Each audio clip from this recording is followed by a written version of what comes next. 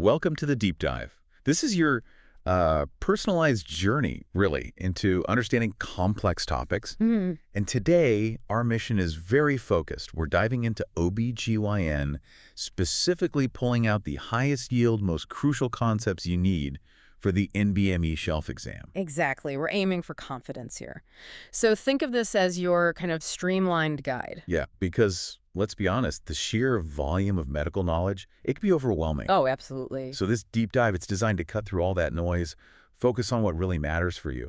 We're drawing from resources like First Aid for the OBGYN clerkship. Good stuff in there. So yeah, we're aiming for clarity, those aha moments, not just dumping information. Okay, let's jump right in then. Pelvic masses. It's a big category. Are you good? Yeah. First things first, when you encounter one, you're thinking, is it cystic, like fluid-filled, or is it solid? Benign or malignant? That's a big question. And where's it coming from? Cervix, uterus, next to the ovaries and tubes, or maybe even somewhere else entirely. Precisely.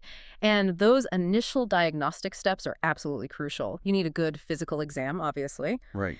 And a pelvic ultrasound is pretty much essential for getting a look. But here's a ward tip, something you absolutely cannot forget. Always, always get a pregnancy test. Always. And any reproductive age woman with a pelvic mass. Without fail, it can totally change your whole differential diagnosis, your whole plan. Okay, ward tip locked in. Now, thinking about all the possibilities, what's the single most common cause? Like the thing you should think of first, exam tip territory here. Definitely an exam tip. Leiomyomas, otherwise known as fibroids. Uterine fibroids are by far the most common reason you'll find a pelvic mass. Good to know. That helps focus things. What about those times you find a small ovarian mass, incidentally, maybe on imaging for something else? What's the usual move? Yeah, good question. Another practical ward tip. If you find an ovarian mass and it's small, say, less than 5 centimeters, it looks simple, non-suspicious on ultrasound, and the patient has 0 symptoms. Then what? Then observation is often the way to go. You don't necessarily need to rush into anything invasive, just watchful waiting. Makes sense. Avoids unnecessary procedures. Okay, let's dig into specific ovarian cysts now. Functional cysts first. What makes them functional? Right, so functional cysts are tied directly to the normal working of the ovary, the menstrual cycle. They're not like new growths in the same way other tumors are. We mainly talk about 2 types, follicular cysts and lutein cysts. Okay, follicular cysts, what's the mechanism there? How do they form? Basically, a follicle develops, but instead of rupturing to release the egg or just shrinking away like it's supposed to, it hangs around, it keeps growing, fills with fluid. The granulosa cells lining it might keep making estrogen-rich fluid. They're often small, under 5 centimeters, maybe asymptomatic. They can cause problems. Oh yeah, larger ones can cause pain, sometimes abnormal bleeding. And the bigger they get, the higher the risk of ovarian torsion where the ovary twists on its blood supply. That's a surgical emergency. And if they rupture, sudden, sharp pelvic pain. You might see rebound tenderness, guarding on exam. Ultrasound's key for diagnosis shows a simple cyst, or maybe free fluid in the cul-de-sac if it's ruptured. And how do you usually manage these follicular cysts? Well, the good news is most of them just go away on their own, spontaneously, usually within a couple of menstrual cycles, maybe 2 months. So just wait and see. Often, yeah. Repeat the ultrasound in maybe 4 to 6 weeks to make sure it's gone. If a woman gets them recurrently, OCPs, oral contraceptives, can sometimes help prevent them by suppressing ovulation. When would you consider surgery?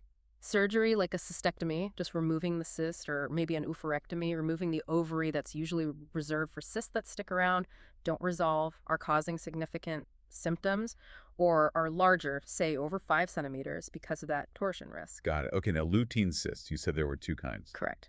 Corpus luteum cysts and the coolutein cysts. The corpus luteum cyst happens after ovulation. The corpus luteum, that little structure that makes progesterone, is supposed to involute to shrink away if it doesn't. It becomes a cyst. Exactly. It persists, keeps making progesterone, which can sometimes delay the next period. Now, sometimes bleeding can happen into this cyst that's called a corpus hemorrhagicum. And that sounds like it could be painful. It can be, especially if it ruptures. You can get acute lower quadrant pain, maybe some vaginal bleeding, even signs of shock if the bleeding is significant.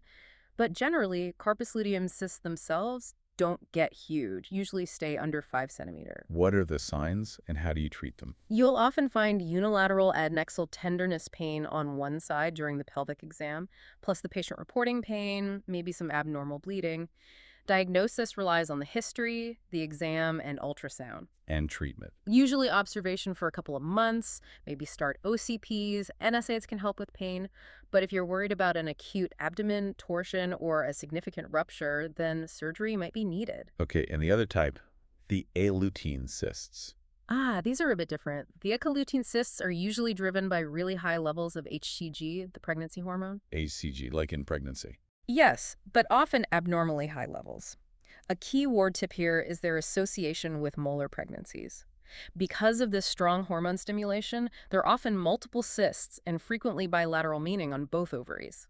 Interesting. So let's tie this back. If you have that classic case, sudden severe pelvic pain, maybe some dizziness, but crucially, a negative pregnancy test, what's your next move? Ultrasound, absolutely. You need to visualize what's going on in the pelvis. Could it be a ruptured cyst bleeding? Ultrasound helps you figure that out fast. Okay, moving on from functional cysts, let's talk about TOAs, tubo-ovarian abscesses. Oh. Sounds infectious. It is. It's an abscess, a collection of pus involving the fallopian tube and the ovary. Most often, it's a complication of PID, pelvic inflammatory disease, an infection ascending from the lower genital tract. So typically starts lower down and moves up. That's the primary way, yeah. Think STIs climbing up from the cervix. But you can also get secondary TOAs, maybe from a bowel perforation nearby, like appendicitis or diverticulitis, spreading infection. Or sometimes after pelvic surgery, or even related to a malignancy, though that's less common. What signs and symptoms make you suspect a TOA? You're looking for significant pelvic or lower abdominal pain, fever, maybe chills. Definitely signs of infection, like leukocytosis, a high white blood cell count. Often vaginal discharge too, sometimes purulent. And frequently, you can actually feel a tender mass on the pelvic exam. How do you confirm it? Ultrasound or CT scan of the pelvis are your go-to imaging. A history of PID plus finding that adnexal mass on exam is a really strong clue. In treatment. Sounds serious. It requires prompt treatment, a crucial ward tip. TOAs are almost always polymicrobial, multiple types of bacteria involved. So you need broad coverage. Exactly. Broad-spectrum IV antibiotics covering gram-positives, gram-negatives, and anaerobes. That's the cornerstone. If the patient doesn't improve significantly with antibiotics, then drainage might be necessary either surgically, often laparoscopically, or percutaneously with image guidance. Okay. But another important ward tip, TOAs often respond quite well and relatively quickly to the right antibiotics, which is good news. That is good news. Okay, shifting gears slightly. Endometriomas, what are these? Endometriomas are ovarian cysts filled with old, brown, blood-like material. They happen in women with endometriosis. Endometriosis, where the uterine lining tissue grows outside the uterus. Precisely. And when that tissue implants on the ovary, it can form these cysts. The tissue inside still responds to hormones, bleeds cyclically, and that old blood builds up. Hence the nickname chocolate cysts, because of the dark, thick fluid inside. Right, the chocolate cyst. Word tip noted. Who gets these? Women with endometriosis naturally. The ovaries are a really common spot for endometriosis implants. It's estimated maybe up to half of women with endometriosis develop them. And symptoms. Similar to endometriosis itself. Very much so. Pelvic pain, often chronic. Dysmenorrhea, painful periods. Dyspareunia, pain with intercourse. The usual suspects for endometriosis. How do you diagnose them? Is it just based on seeing a cyst in someone with endometriosis? Clinical suspicion is definitely high in that scenario. Ultrasound can be very suggestive. They have a certain look, often described as ground glass appearance.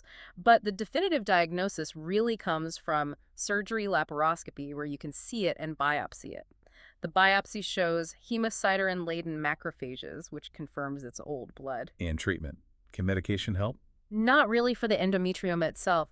Hormonal treatments might help the underlying endometriosis pain, but they don't get rid of the cyst. Treatment is surgical. Okay. For women wanting to preserve fertility, the goal is ovarian cystectomy, carefully removing the cyst wall while saving as much healthy ovarian tissue as possible. Just draining it doesn't work. They usually come right back. And if fertility isn't a concern?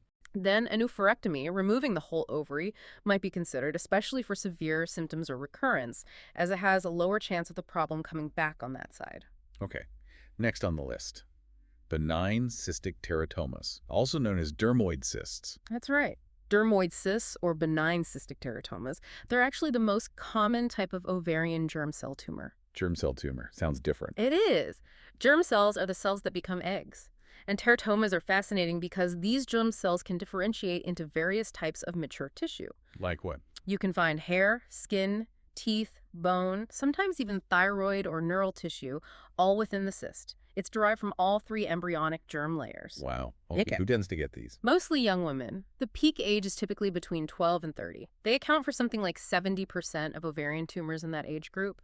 They're usually benign, mature tissue. The risk of them becoming cancerous is really low, maybe 1 to 3%. How do you spot them on imaging? Ultrasound is usually pretty good. They often have a characteristic look with both cystic, fluid, and solid components. Seeing calcifications, which could be teeth or bone, is a big clue. And the treatment? Surgical excision, usually done laparoscopically now. For women who want children, the goal is always an ovarian cystectomy. Just remove the cyst, save the ovary. That's a key exam tip. Preserve the ovary in young women with dermoid cysts. Yes. If there's no healthy ovarian tissue left, or if the woman is older or done with childbearing, then removing the whole ovary, oophorectomy, might be done. You always check the other ovary too, because they can be bilateral in about 15% of cases. Great. Important considerations for fertility. Now, we need to address the tough topic, ovarian malignancies, ovarian cancer. Yeah, a really critical area. Ovarian cancer is the leading cause of death from gynecologic cancers. The lifetime risk for a woman is about 1.6%, but it jumps to maybe 5% if she has a first-degree relative, mother, sister, daughter with it. What are the main types? The vast majority, around 90%, are epithelial ovarian cancers. They arise from the surface cells of the ovary. Serous, mucinous, endometrioid, clear cell are subtypes. Then you have less common stromal tumors and germ cell tumors, which can also be malignant sometimes. The theory is that repeated ovulation and repair of the ovarian surface might play a role in the epithelial types. It's often called the silent killer. Why is that? What are the symptoms? Unfortunately, that's often true. Early stages frequently have vague or no symptoms at all. As it progresses, women might notice things like persistent bloating, feeling full quickly when eating, pelvic or abdominal discomfort, changes in bowel or bladder habits, really nonspecific stuff. So often GI-type symptoms. Exactly, and that's a major exam tip. Ovarian cancers often present late with these vague GI symptoms. It makes early detection incredibly difficult. So how do you diagnose it then if symptoms are subtle? Well, the CA-125 blood test can be elevated, especially in epithelial types. Over 35 is generally considered high. But, and this is a crucial word tip, it's not always elevated in early disease, and lots of benign things can raise it, especially in premenopausal women, fibroids, endometriosis, PID, pregnancy, even liver disease. So it's not a good screening test for everyone. Okay. Transvaginal ultrasound is usually the first imaging step to look at a pelvic mass. It can show features that are more concerning for malignancy, solid components, thick walls or septations, ascites, fluid in the abdomen, peritoneal masses. Table 23.1 lists some of these concerning features, but definitive diagnosis always requires a tissue biopsy, usually obtained during surgery. And what's a treatment approach once it's suspected or confirmed? Complete surgical staging is absolutely essential. This means a hysterectomy, removing both ovaries and tubes, BSO, removing the omentum, fatty apron in the abdomen, lymph node sampling, washings, sometimes an appendectomy too, especially for mucinous types. For advanced disease, the goal is optimal site reduction or debulking, removing as much tumor as possible, ideally leaving nothing larger than 1 centimeter. This aggressive surgery actually improves survival, even with spread. And after surgery? Most patients with advanced epithelial cancer get adjuvant chemotherapy, usually a platinum drug like carboplatin plus a taxane like paclitaxel. What's the prognosis generally? Sadly, because about 75% are diagnosed late, the overall prognosis for advanced disease is poor. Survival really depends heavily on the stage at diagnosis. Early stage does much better. Okay, let's switch gears to something extremely common. Leiomyomas, uterine fibroids. Heard about these a lot. You definitely will. They are incredibly common. Benign tumors of the uterine smooth muscle. And they're hormonally responsive, especially to estrogen and progesterone. How common are we talking? Clinically, maybe 25–33% of reproductive age women. But if you look closer, like in pathology studies, it might be much higher, maybe 70–80%. They're particularly common in Black women, up to 50% or more in some studies. And they are the #1 reason for hysterectomies in the U.S. Often multiple fibroids, too, not just one. We hear about different locations, submucous, intramural. Can you break those down? Sure. The FIGO classification helps. Submucous fibroids are right under the uterine lining, bulging into the cavity. These are notorious for causing heavy bleeding. Okay. Intramural are within the muscle wall itself. Subserosal are on the outside surface of the uterus. These can sometimes grow on a stalk, become pedunculated. Pedunculated, like hanging off. Exactly. And those pedunculated ones have a risk of torsion, twisting, which causes acute pain, a ward tip there. There are also cervical fibroids and less common ones like parasitic or interligamentous. Overall, a ward tip. Subserosal are the most common location type. And another ward tip, submucosal and intramural fibroids are the ones most often linked to heavy periods. What kind of symptoms do fibroids cause? Or do they always cause symptoms? Actually, more than half of women with fibroids have no symptoms at all. But when they do, it depends on size, number, location. Heavy or prolonged bleeding is classic, can lead to anemia. Right. Pelvic pain or pressure is common. Maybe painful periods, dysmenorrhea, pain with sex, dyspareunia. Bulk symptoms too, if there are large pressure on the bladder causing frequency or pressure on the bowel causing constipation. Sometimes they can impact fertility or pregnancy. How do you usually diagnose them? Physical exam might reveal an enlarged, irregular uterus, but pelvic ultrasound is really the main tool. It shows the fibroids, their size, location. Sometimes MRI or other imaging is used, especially if planning certain treatments. And if there's abnormal bleeding, you always need to evaluate that further pap, maybe endometrial biopsy, hysteroscopy to rule out other causes. What are the management options? Seems like a lot of choices. There are, and it depends on symptoms, fertility desires, fibroid characteristics. For asymptomatic fibroids, a ward tip.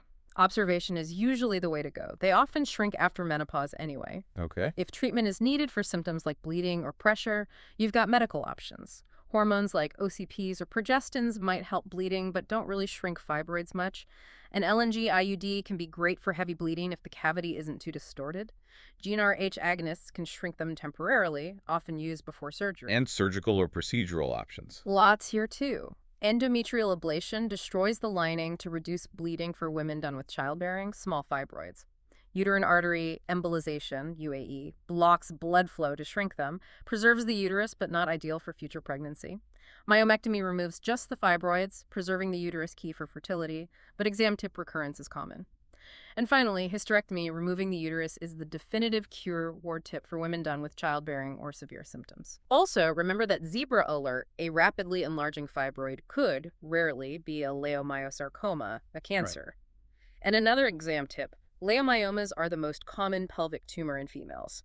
And pregnancy with fibroids does carry some increased risks. Abruption, growth restriction, C-section, preterm birth, exam tip noted. Very thorough. Okay, let's move to the cervix. Cervical dysplasia and HPV. Right. Dysplasia means abnormal cells on the cervix surface, precancerous changes. The pap test is our screening tool to find these.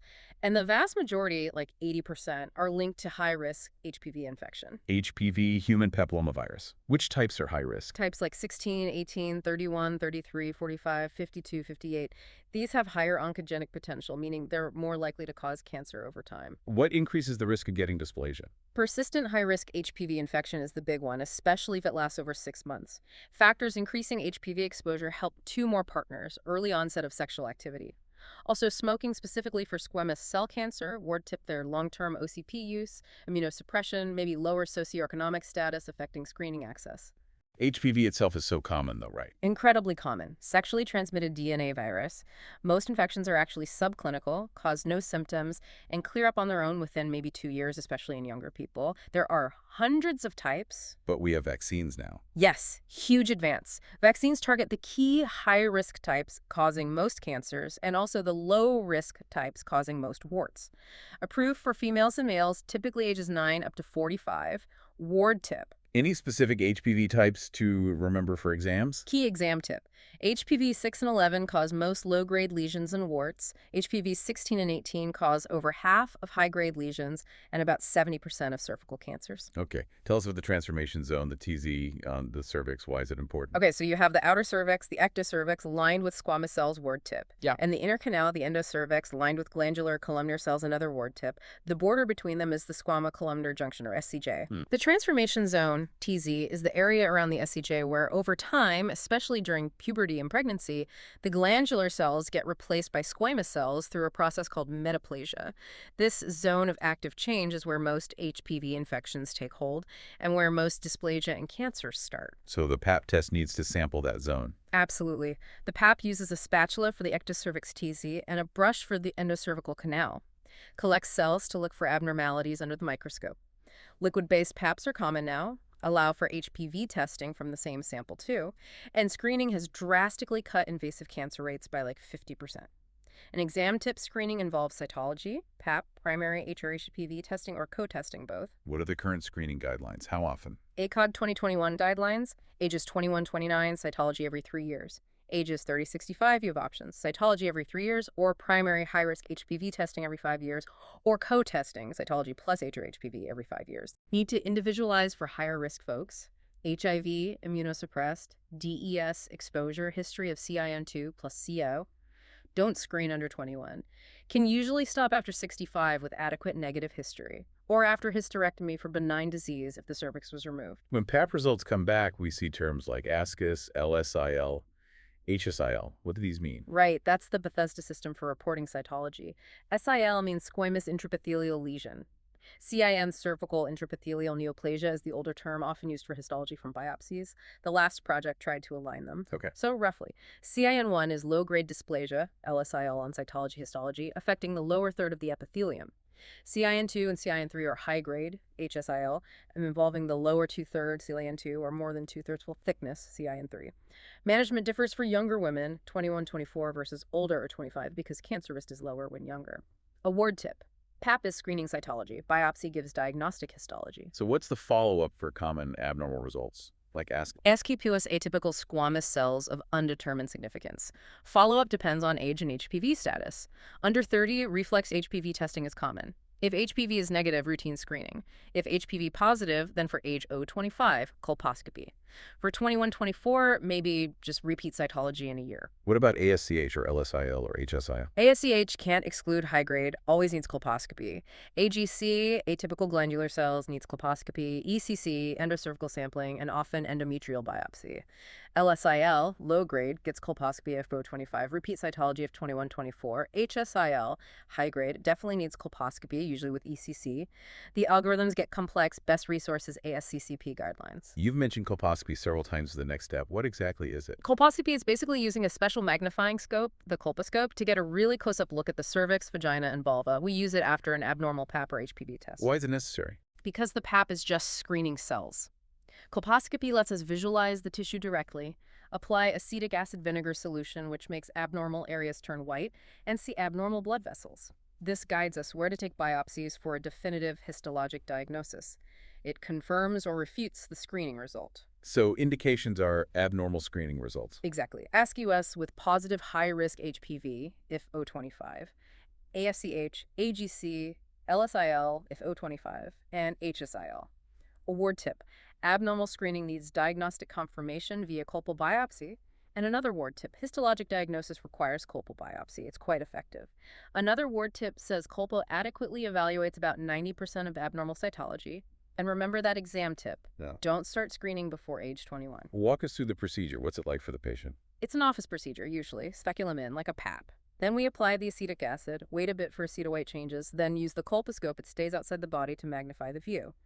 We look carefully at the transformation zone for any suspicious areas, acetowhite patches, weird blood vessels like dots, punctations, or tiles, mosaicism. And then biopsy. If we see suspicious areas, yes, tiny biopsies are taken. Might feel like a pinch. Sometimes an endocervical curettage, ECC, is done too, sampling the canal with a small curette, but ward tip, not usually during pregnancy. Crucially, the whole TZ needs to be seen for the exam to be adequate. Word tip there. What information do you get from the colposcopy biopsies? The biopsies give us the histologic diagnosis. Is it CIN1, CIN2, CIN3, or SLS satial? Is there invasive cancer? If we find CIN2 or 3, HSIL, that usually leads to treatment, often with a LEAP or cone biopsy. Okay, LEAP and cone biopsy. These are treatments, right? But also diagnostic. Exactly. They're excisional procedures. They remove a cone-shaped piece of the cervix, including the transformation zone and endocervical canal. So they remove the abnormal tissue, therapeutic, and provide a larger specimen for the pathologist to examine, confirm the diagnosis, check if the margins are clear. How do they differ? EEP versus cold knife cone. Cold knife cone biopsy uses a scalpel, done in the OR under anesthesia. LEAP stands for Loop Electrosurgical Excision Procedure. Uses a thin, electrified wire loop. Can often be done in the office with local anesthesia, like a paracervical block. LEAP is probably more common now. When are these procedures indicated? If colposcopy wasn't adequate, couldn't see the whole TZ. If the ECC is positive for high-grade disease, as treatment for biopsy-confirmed CIN2 or 3 HSIL, for adenocarcinoma in situ, or if you suspect invasion but couldn't confirm it on biopsy. Are there risks or side effects to LEEP or cone biopsy? Yes, like any procedure, some bleeding is possible, infection is rare. Long-term, a small risk of cervical stenosis narrowing of the canal may be less than 10%, related to how much tissue is removed. This could potentially affect periods or future procedures. What about pregnancy outcomes? There is a slightly increased risk of preterm birth later on, possibly related to removing cervical tissue, maybe a small increased risk of second trimester loss due to cervical insufficiency, but they don't seem to impact overall fertility or first trimester loss rates. A ward tip. Evaluating the margins on a LEEP specimen can sometimes be tricky due to heat artifact from the loop. What about ablative treatments like cryotherapy or laser? Those destroy the abnormal tissue instead of removing it. Cryotherapy freezes it. Laser ablation vaporizes it. They're only options for lower grade lesions where the whole thing is visible and you're sure there's no invasive cancer. Because they destroy tissue, they're therapeutic only, not diagnostic, no specimen to send. They aim for a depth of about 4.8 millimeter. Any issues with those? Cryo often causes a lot of watery discharge afterwards. Laser is more precise, maybe less damage to the TZ but needs special equipment and training, and can cause more bleeding than cryo. Both have small long-term risks of stenosis and maybe slightly increased preterm labor risk. Okay, let's talk prevention. HPV vaccines. How effective are they? They're highly effective prophylactic vaccines, meaning they prevent infection, they don't treat existing disease. The current one in the U.S. is Gardasil 9, the 9-valent vaccine. Covers HPV 16, 18, 31, 33, 45, 52, 58, the main cancer-causing types plus 6 and 11, which cause most warts, best given before sexual debut. What about the older vaccines? There was the quadrivalent Gardasil, 6, 11, 16, 18 exam tip, know those types, protected against about 70% of cervical cancers and 90% of warts. And Cervarix, which was bivalent, 16, 18, covered about 75% of cancers from those two types. Gardasil 9 adds more high-risk type coverage. Dosing is usually 2 or 3 shots over 6 months depending on age at start. Who should get vaccinated? FDA approved 9-45 years. ACIP recommends routine vaccination at age 11-12, can start at 9, catch up through age 26. For ages 27-45, it's more of an individual discussion with the provider, as benefit might be less if already exposed. Not recommended during pregnancy, category B, but okay during breastfeeding. Still recommended even if someone's had HPV or abnormal PAPs before. Side effects. And do you still need PAP tests after vaccination? Side effects are usually mild sore arm, redness. Allergic reactions are rare, and yes, absolutely still need routine PAP HPV screening according to guidelines. The vaccine doesn't cover every single cancer-causing type. No booster dose recommendations yet. Okay, let's shift to invasive cervical cancer itself. Right, the disease we're trying to prevent. Third most common GYN malignancy worldwide, less so in the U.S. thanks to screening. About 80% are squamous cell linked to HPV, about 20% are adenocarcinoma, also HPV-related sometimes, or DES exposure. Lifetime risk here is under 1%. Staging is clinical, not surgical. Treatment depends on stage. Prognosis in pregnancy is similar to non-pregnant at the same stage. Who typically get cervical cancer? Age, demographics. Peak incidence is often 45, 55 years old, rare under 20. Higher rates in mortality in African American and Hispanic women in the U.S., likely related more to social determinants and access to care than biology. What symptoms should raise alarm bells? Often, symptoms appear once lesions are more advanced. Postcoital bleeding after sex is a classic early sign. Pain with intercourse, too. Later symptoms can include irregular bleeding, watery, bloody foul discharge, pelvic pain, weight loss, urinary symptoms like blood and urine, back pain suggesting kidney blockage, hydronephrosis, leg swelling from lymphatic blockage. A ward tip: always ask about last PAP if 21 with a cervix, and check the record. Another ward tip: smoking is a risk factor for squamous cell, not adenocarcinoma. You mentioned squamous cell versus adenocarcinoma. Any key differences besides cell type? Squamous, 80%, arises from the ectocervix, strongly HPV 16-18 linked. Adenocarcinoma, 20%, arises from the endocervical glands. Can be harder to detect early on PAP sometimes, higher false negative rate, also linked to HPV, especially type 18, and DES exposure. Staging is clinical. Can you briefly outline the FIGO stages? Sure, FIGO staging. Stage 0 is carcinoma in situ, CIN3. Stage 1 is confined to the cervix, subdivided by size invasion. Stage 2 extends beyond the uterus, but not to the pelvic wall or lower third of the vagina. Stage 3 reaches the pelvic wall, or involves the lower third of vagina or causes hydronephrosis. Stage 4 involves bladderectum mucosa or distant spread. Staging involves exam, colpo, biopsies, maybe conization, cystoscopy, proctoscopy, imaging like CXR, CT-MRI. A ward tip. Radical hysterectomy removes uterus, cervix, parametria, upper vagina. And another ward tip. Cervical cancer spreads by direct extension and lymphatics, iliacs, periortics. How does treatment vary by stage? Big picture, very early stages, 0Y1, might just need cone biopsy or simple hysterectomy. Stages IBIA often get radical hysterectomy with lymph node dissection or radiation therapy. Stages IIB and higher usually get chemoradiation chemo, often cisplatin-based, given concurrently with radiation. Principle: if confined to pelvis, aim for cure. If it recurs locally after surgery, radiation. If recurs after radiation, maybe radical surgery. It's survival. Highly stage dependent, I imagine. Absolutely. Huge difference. 5-year survival for stage IA2 might be 95%. Stage IB2 maybe 75%. IIB around 65%. Stage 3 drops to maybe 40%. Really highlights the need for early detection via screening. What's the follow-up schedule after treatment? Close follow-up initially, usually every 3 months for 2 years, then every 6 months for years 3, 5, then annually. History, physical exam including pelvic pap tests. What about recurrence? How often and where? Recurrence happens in maybe 30%, often locally, vagina, cervix, pelvic wall. Symptoms might be bleeding, urinary bowel issues, pelvic leg pain, fistulas, backache. Ward tip: sciatic nerve pain or unilateral leg swelling is a bad sign, suggests pelvic recurrence. What if cervical cancer is found during pregnancy? That must be complicated. Very complex. About 3% of invasive cases are found in pregnancy. Diagnosis follows similar initial steps. Pap if needed, colposcopy and biopsy are safe. But ward tip: ECC is contraindicated in pregnancy, risk of bleeding harm.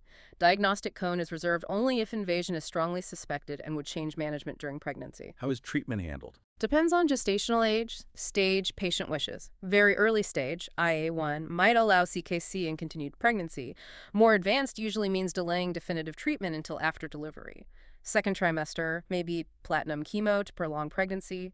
Third trimester, if fetus is viable, often C-section followed by radical hysterectomy. Delaying treatment for stage I doesn't seem to worsen outcomes. Delivery method depends on tumor size. Large tumors need C-section. Prognosis seems similar stage for stage. Remember that ward tip: ECC contraindicated in pregnancy. Briefly, anything specific about adenocarcinoma management? Originates in the endocervix. Skip lesions can happen, so conization with negative margins is important to define microinvasion. Treatment is generally similar to squamous cell, stage for stage. And screening for women exposed to DES in utero? They have that increased risk of clear cell adenocarcinoma of the vagina. Zebra alert. Also slightly higher breast cancer risk. Ward tip: need annual pelvic exam with careful vaginal palpation, annual pap, including vaginal sampling. Treatment is similar to squamous cell cancer. Recurrence often happens early, within 3 years. Mets to lung supraclavicular nodes are more common, so maybe yearly CXR. Final ward tip: uremia, kidney failure from ureter blockage, is a major cause of death in advanced cervical cancer. Okay, let's move up into the uterus. Endometrial hyperplasia and cancer. Start with hyperplasia. Right. Endometrial hyperplasia is basically an overgrowth of the endometrial glands, the lining of the uterus. The gland-to-stroma ratio gets too high, over 50%. We classify it as hyperplasia without atypia, or with atypia, also called einometrial intraepithelial neoplasia. Atypia means the cells look abnormal, more like precancerous cells. Remember, estrogen builds up the lining, progesterone balances it out. How do you diagnose it? Gold standard is an endometrial biopsy, usually an office procedure. Can also be found sometimes on ECC, DNC, or even hysterectomy specimens done for other reasons. How do you treat it? Does atypia make a difference? Huge difference. Hyperplasia without atypia has low cancer risk. Treatment is usually progestin therapy, oral pills, DMPA injection, or LNG IUD. Need to rebiopsy in 3-6 months to ensure it resolves. Weight loss helps too if overweight. And with atypia, EIM. That's considered precancerous, high risk of progressing to cancer. And importantly, key point, there is a significant risk, maybe 20% or more, of having an underlying endometrial cancer already present at the time of the EIN diagnosis. So standard treatment if childbearing is complete is hysterectomy. What if someone wants to preserve fertility? That's tougher. High-dose progestin therapy, like magistral acetate, can be tried, with very close monitoring, repeat biopsies every 3 months. Definitely needs referral to a gen-oncologist for atypical hyperplasia. Okay, on to endometrial cancer itself, the most common GYN cancer in the U.S., you said. Correct. Most common gyn cancer here. Over 60,000 cases a year. Thankfully, often diagnosed early because it usually causes symptoms, mainly abnormal bleeding. Lifetime risk about 3%, average age around 61. Other different types. Yes, two main types. Type I is about 80%. Estrogen dependent, often arises from hyperplasia, usually endometrioid histology lower grade. Type 2 is 10-20%, not related to estrogen or hyperplasia. Higher grade, more aggressive histologies like serous clear cell carcinosarcoma. How does it usually present symptoms? Abnormal bleeding is the hallmark in about 90%. Postmenopausal bleeding is the classic sign, always needs investigation.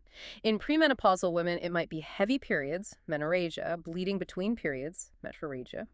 Less often may be found due to abnormal glandular cells, AGC, on a pap test. What else causes postmenopausal bleeding? We need a differential. Good point. Benign things are more common. Exogenous estrogen use, atrophy thinning of the endometrium or vagina, polyps, hyperplasia. But remember the vignette takeaway. Atrophy is most likely, but cancer is most lethal. Ward tip. 5–10% of postmenopausal bleeding turns out to be cancer. Another ward tip, endometrial stripe 5 millimeters on ultrasound in postmenopausal bleeding has a high negative predictive value for cancer. And a third ward tip, endometrial cells on pap in women 45 should raise suspicion for endometrial pathology. What are the big risk factors for endometrial cancer? Think estrogen exposure. Unopposed estrogen therapy, obesity, fat converts hormones to estrone exam tip, early menarche, late menopause, nulliparity, no pregnancies, tamoxifen use. Also, non-estrogen-related factors, hypertension, diabetes, Lynch syndrome, hereditary non-polyposis colorectal cancer, huge GE risk increase, 46% lifetime risk, exam tip, family history, maybe BRCA mutation. Any protective factors? Things that decrease estrogen exposure or increase progesterone, regular ovulation, combined OCP use, having multiple pregnancies, multiparity. Exam tip, factors lowering estrogen exposure decrease risk. Factors raising estrogen exposure increase risk. How do you evaluate postmenopausal bleeding? What's the workup? Endometrial biopsy is the first step. If that's non-diagnostic or if you suspect polyps or focal lesions, then hysteroscopy with DNC might be needed. Transvaginal ultrasound to measure endometrial thickness is helpful too. Stripe 5 millimeters is reassuring. Office hysteroscopy or saline sonohystogram can visualize polyps well, but you still need tissue. Once cancer is diagnosed, what else is needed before treatment? Full physical exam check, uterus size, nodes, ascites, chest x-ray, basic labs like CMP, CBC, type screen. Ward tip, routine pelvic abdominal imaging like CT-MRI usually isn't needed before surgery if staging is planned because staging is surgical and therapeutic. Careful family history for Lynch syndrome. And remember that exam tip. A typical hyperplasian has about a 30% risk of concurrent cancer found at hysterectomy. Endometrial cancer staging is surgical. Can you summarize the FIGO stages? Right. FIGO 2009 surgical staging. Stage 1, confined to uterus, IA 50% muscle invasion, IBU 50% invasion. Stage 2, invades cervical stroma but not beyond uterus. Stage 3, local regional spread, IIIA serous adnexa, IIB vagina parametria, IAC nodes pelvic or periaortic. Stage 4, beyond pelvis, IVA bladder bowel mucosa, IVB distant mets. Positive peritoneal cytology doesn't change the stage but is reported. An exam tip. Grade is the most important prognostic indicator. How is grade determined? Based on how much of the tumor looks solid under the microscope. G1, 5% solid, well differentiated. G2, 50% solid, moderately differentiated. G3, 50% solid, poorly differentiated. Higher grade, it's worse prognosis. What's the general treatment plan? Basic approach is surgical staging first, total hysterectomy, BSO, remove ovary tubes, pelvic and periaortic lymph node dissection, peritoneal washings. Adjuvant therapy after surgery depends on stage, grade, histology, risk. Low risk, G1, IA, confined to endometrium, might need no more treatment. Intermediate risk, IABI, maybe higher grade, often gets radiation plus glycos chemo. High risk, such as 3 plus natric or aggressive types like serous clear cell, usually gets chemo plus natural radiation. Briefly, what about uterine sarcoma? Rarer, right? Much rarer, 10% of uterine cancers. Often presents as a rapidly enlarging uterus, bleeding. Prognosis generally poorer, often found incidentally during surgery for presumed fibroids. Leiomyosarcoma, LMS, is most common homologous type. Diagnosis often based on 10 mitoses per 10 high-power fields plus atypia on the hysterectomy specimen. Stage like endometrial cancer. Treatment is surgical. Hysterectomy BSO plus nose washings. Adjuvant chemo might help reduce recurrence. Radiation may be for local control. Mets respond poorly to chemo. Ward tip, 1% of fibroids become sarcoma. Another ward tip, grade 3 tumors often lack hormone receptors, grade 1 usually have them. And remember chemotoxicities, doxorubicin, cardiac, cisplatin, renal. LMS is about 13 of uterine sarcomas. Exam tip, Remember Lynch syndrome risk. Okay, let's circle back to the ovaries and tubes, focusing specifically on cancer again, but maybe with some more detail. Sounds good. So, ovarian cancer malignancy of the ovary. As we mentioned, epithelial types are often linked now to fallopian tube or peritoneal origins. Still the most deadly GYN cancer because of late diagnosis. Remind us of the epidemiology. Second most common GYN malignancy. Exam tip. 70% diagnosed at stage 3 or 4. Lifetime risk about 1 in 70. Median age 63. Epithelial is most common, 85% exam tip. Serous subtype is half of those, often bilateral ward tip. Theory involves repeated ovulation trauma repair. Risk factors again, and protective factors. Risks are factors increasing ovulation cycles. Age 50-70, family history, personal family breast cancer history, European ancestry, nulliparity, less breastfeeding, early menarche, late menopause. Protective factors decrease ovulation. OCP use, 5 years cuts risk 25-50%, lasts 15 years post-use ward tip. High parity, more breastfeeding, later menarche, earlier menopause. Tubal ligations, alpinectomy, oophorectomy, hysterectomy. Workup involves CA-125 and ultrasound. Yes, CA-125 elevated in 80% of epithelial cases. Good for tracking, but ward tip. Lots of benign things raise it premenopausally. Fibroids, endo, PID, pregnancy, cysts, liver disease, not a screening tool. More specific, postmenopausally ward tip. TVUS is initial imaging for a mass. If suspicious, searchable staging is next. Table 27.1 lists markers for different tumor types. What about hereditary syndromes, BRCA, Yeah. Lynch? Account for 10-15%. Often younger diagnosis, median 50. Breast ovarian syndrome, BRCA12, BRCA1, higher ovarian risk exam tip. Lynch 2, colon, breast, ovary, uterus. Site-specific ovarian cancer families. High-risk screening often involves annual CA-125, though sensitivity specificity are poor. TVUS, pelvic exam. Consider BRCA testing and prophylactic BSO if positive and childbearing complete. Staging is surgical. What does it involve? Yes, surgical staging, table 27-2. Washings, total hysterectomy, TH, BSO, omentectomy, appendectomy if mucinous, pelvic para-aortic lymphadenectomy. And treatment beyond surgery? Surgery aims for optimal site reduction, debulking. Leaving 1 centimeter residual tumor improves prognosis significantly. Then adjuvant chemo, usually paclitaxel carboplatin or cisplatin. Neoadjuvant chemo before surgery is an option for advanced disease. Chemo can be IV or IP. Intraperitoneal may be better survival if optimally debulked. Stage 3, but more toxic. What suggests a poorer prognosis? Short time between treatment and recurrence, mucinous or clear cell types, multiple disease sites, high or rising CA-125. Ward tip. Pre-op CT, chest, abdomen, pelvis helps assess extent. Nodes, liver mets. Remember that ward tip about a mental caking, fixed mass plesiocytes being pathognomonic. An exam tip spreads via peritoneal fluid. Large tumors can cause bowel obstruction, ward tip. CA-125 useful for monitoring, less for early detection, only 50% elevated stage I. Ward tip. Zebra alert. Sister Mary Joseph's nodule, umbilical mets. Exam tip, Krukenberg tumors, mets to ovary, often GI primary. Okay, what about the non-epithelial types, germ cell and sex cord stromal? Right, about 15% total. Germ cell tumors, GCTs, about 8% of total, but main cause of ovarian cancer, 30. Include teratomas, dysgerminomas, yolk sac, choriocarcinomas. Sex cord stromal, about 1%, include granulus theca and Sertoli-Leydig tumors. Tell us more about germ cell tumors, GCTs. Make up 20-25% of all ovarian neoplasms, but only 5% of malignant ones. Primary cause of ovarian cancer under 30 arise from germ cells, mostly benign, like mature teratomas. How do malignant GCTs present? Often abdominal pain, rapidly growing mass, maybe acute abdomen, fever, usually young women, children. Some produce hormones, HCG, AFP, causing pregnancy symptoms, abnormal bleeding, precocious puberty, ward tip.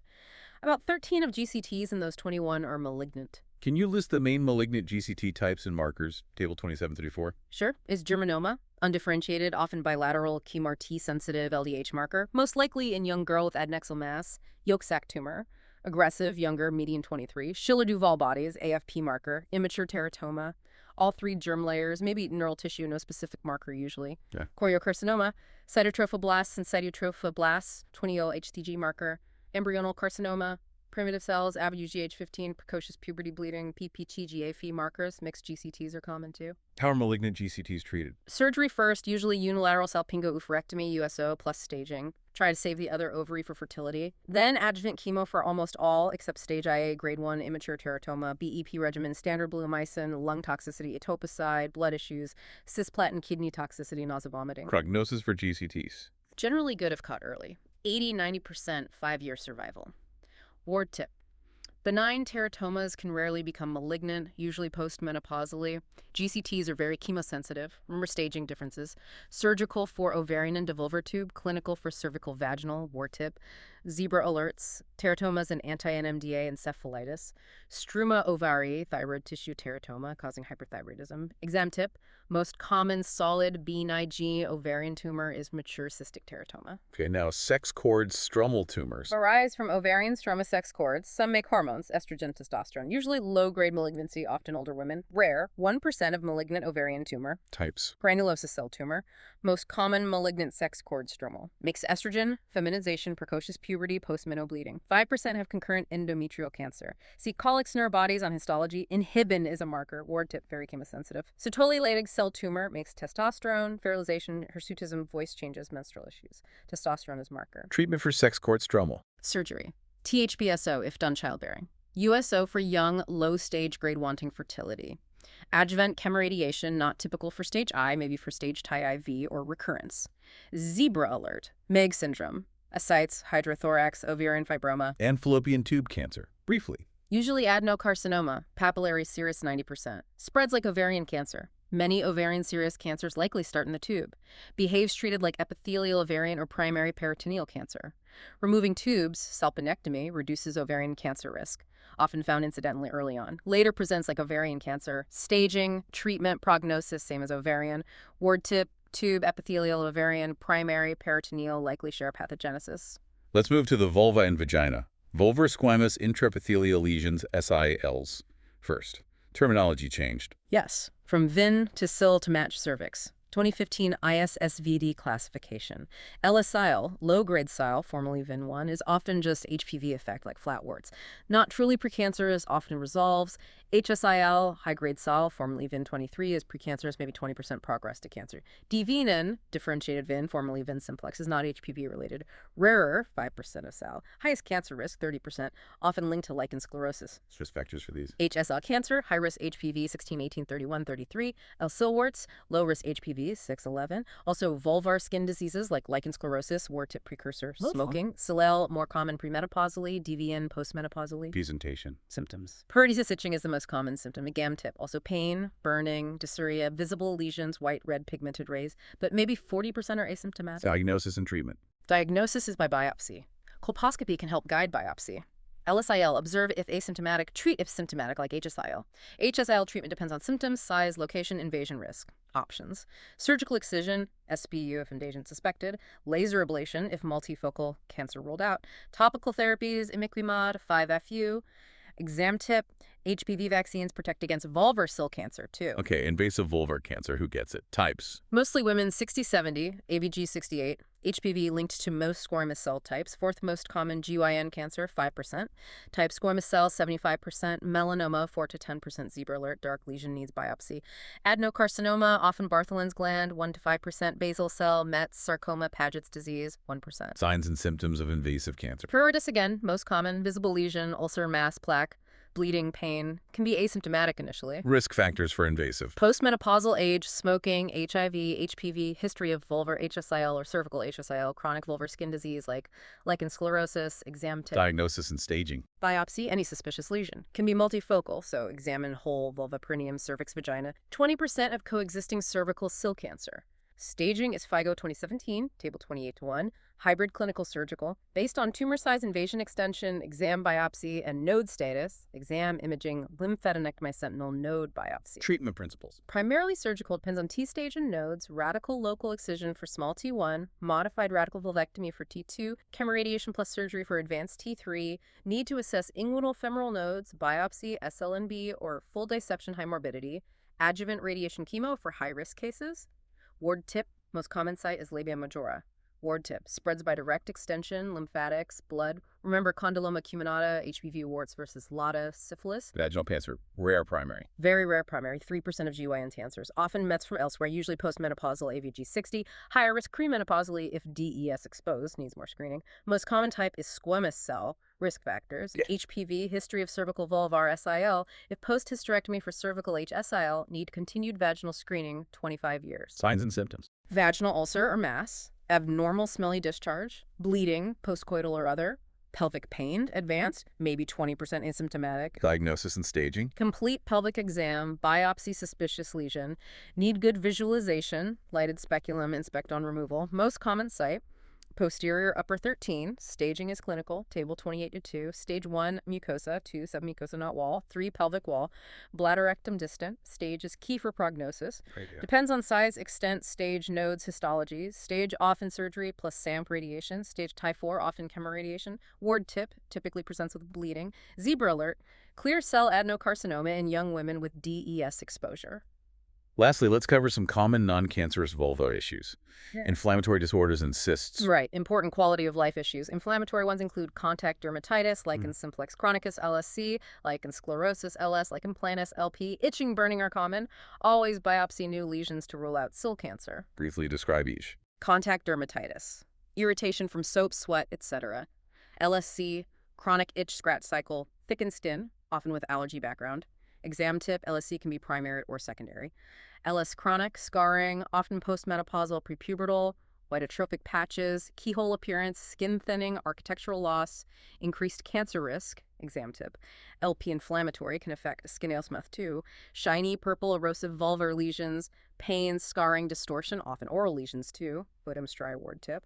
Also increased cancer risk. Diagnosis and treatment. Diagnosis via punch biopsy, 5 millimeter. Treatment involves vulvar care education, gentle cleansing, avoid irritants, high potency topical steroids, clobetasol is workhorse, maybe oral steroids for flares, antihistamines for itch. What about Paget disease of the vulva? Rare, itchy red eczematoid lesion, often chronic. Case vignette, usually post-meno white women, can have underlying invasive adenocarcinoma, 4 to 17%, or other cancers, 25% eye breast. Biopsy shows Paget cells. Treatment is wide local excision, high recurrence rate, 50%, needs long-term surveillance, vulva, breast, GI. Psoriasis on the vulva. Can happen. Sharply demarcated red plaques, maybe silvery scale, less obvious in moist area. Often seen with psoriasis elsewhere, knees, elbows, itching, pain. Treat with topical steroids, vitamin D analogs. Persistent vulvar pain, vulvodynia. Common, complex. Pain 3 months without clear cause is vulvodynia. Diagnosis of exclusion. Symptoms: burning, stinging, rawness, dyspareunia, tenderness. Need thorough history exam, rule out infections, skin disease, neuro issues. Cotton swab test helps localize pain. Treatment is multidisciplinary. Counseling, pelvic floor PT, meds, TCAs, gabapentin, topical lidocaine estrogen, sometimes injections or surgery, vestibulectomy for refractory localized pain. Vulvar care basics are key. And vulvar cysts. Bartholin's first. Bartholin's glands are at 4 and 8 o'clock, or 5 and 7 ward tip. Make mucus. Cyst forms of duct blocks, often non-tender nodule case vignette. Abscess if cyst gets infected. Painful, red, swollen, fluctuant, usually unilateral. Symptomatic cyst. Abscess. Incision and drainage, IND, maybe word catheter or marsupialization. Culture pus, polymicrobial, E. coli, staph, etc. Exam tip. Antibiotics of cellulitis. If 40 are suspicious, biopsy XI cyst, zebra alert, painless mass, postmenopausal needs biopsy, cancer risk. Other cysts. Sebaceous. Sebaceous epidermoid cysts, most common vulvar cyst. Blocked hair follicle, keratin filled, usually asymptomatic, non-tender. Infected needs IND. Ward tip, maybe linked to FGM. Hidradenitis suppurativa, HS. Chronic follicular inflammation. Affects intertriginous areas, groin, buttocks, axillae. Recurrent painful nodules, abscesses, sinus tract scarring. More common in black women, case vignette. Needs education, smoking, cessation, weight loss. Topical oral antibiotics, anti-androgens, intralesional steroids. Severe cases. Wide excision, ward tip disfiguring, rare ones. Cyst of canal of Nuck, Skene's duct cyst, paraurethral. Well, that brings us to the end of this really packed deep dive covering some absolutely key areas for the OBGYN shelf exam. We went through pelvic masses, cervical issues, uterine and ovarian conditions, and vulvar and vaginal disorders. Yeah, quite a journey. And you can see how interconnected it all is. Hormones, infections, anatomy. Having that systematic way to think through things is so important. We really hope hitting these high-yield points gives you those aha moments and helps you feel, much more confident. Absolutely. So as we close out, here's something for you to think about. We've talked a lot about hormonal influences, HPV, genetics. Considering all that, what might be some future directions, maybe in research or new preventative strategies that could really make a big difference in women's health down the line? Good question to ponder. Definitely something to think about. Remember, this deep dive, it's really just the start. There's always more to learn in this field.